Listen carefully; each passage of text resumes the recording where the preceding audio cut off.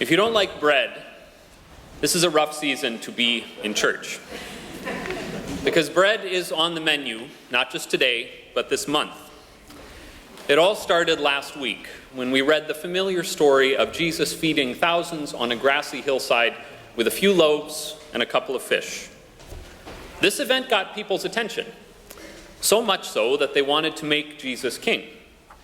And when he wasn't having any of it, they at least wanted to talk about it.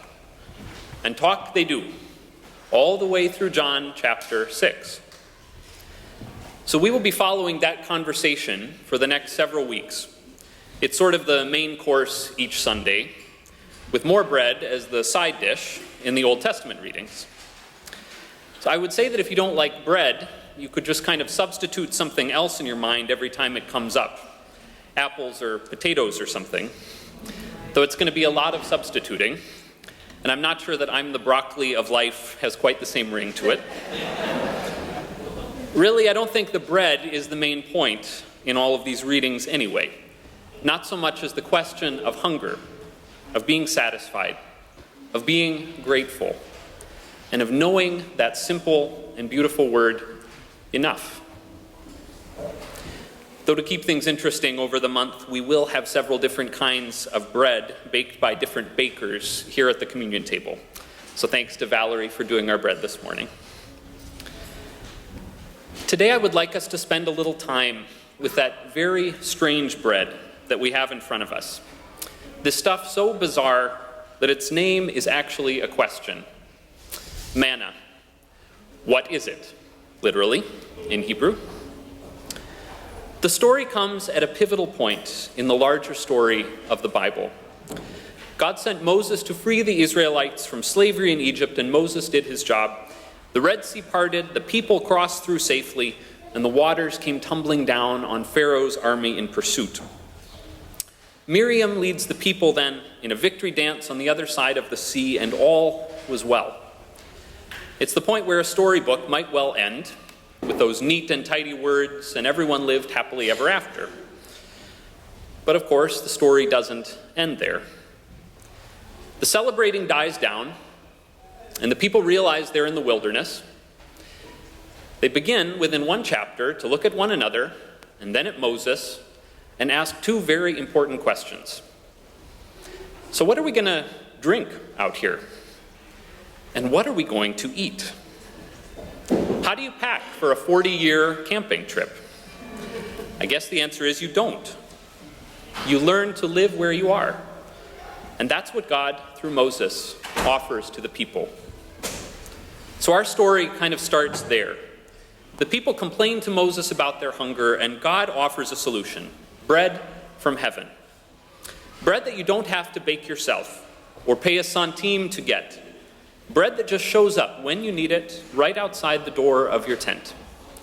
And if that's not a perfect answer, I don't know what is. I've heard the complaining of the Israelites, God says to Moses. Say to them, at twilight you shall eat meat, and in the morning you shall have your fill of bread. And to sum it up, God adds this important line. Then you shall know that I am the Lord your God. Then you shall know that I am the Lord your God. So the bread from heaven is not only a way that the people's bellies are going to be filled, it's also a way that they will know who God is. In this story, manna is God's bread. It has God's own fingerprints marking the dough.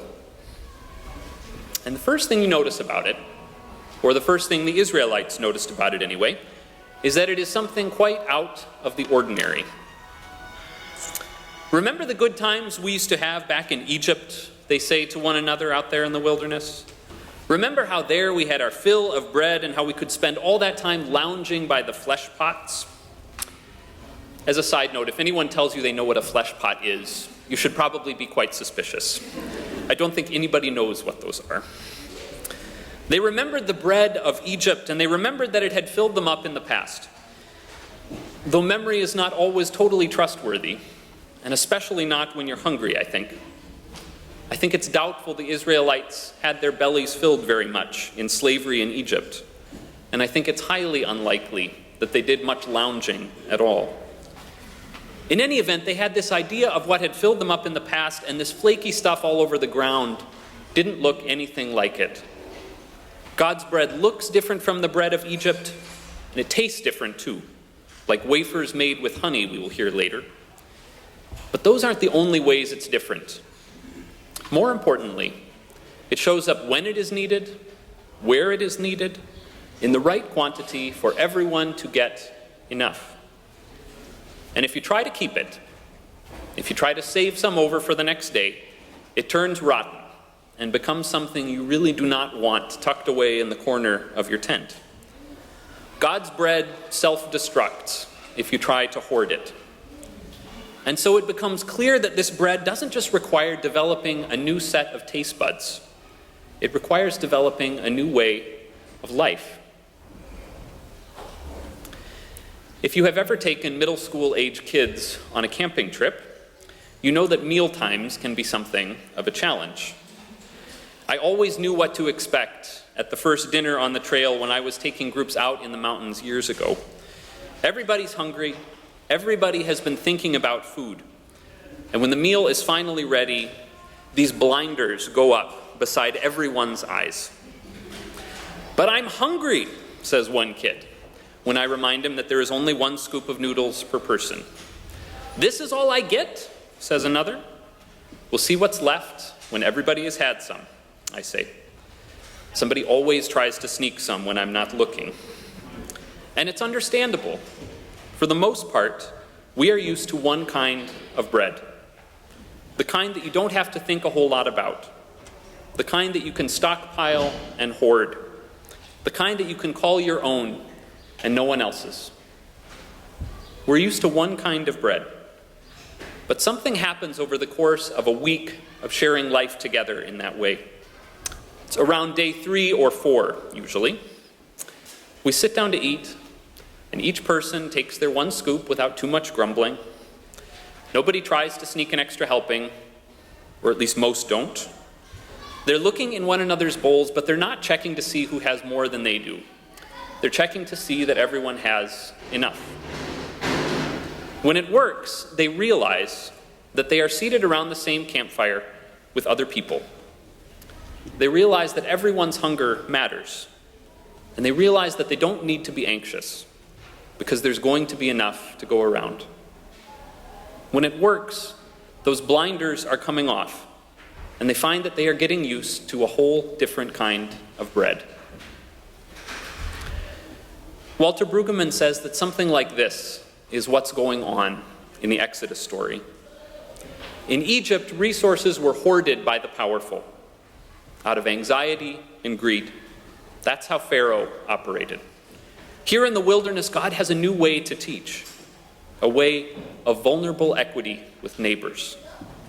And manna, this strange daily bread that's enough for all and impossible to hoard, manna is part of the way God will teach this new way of life.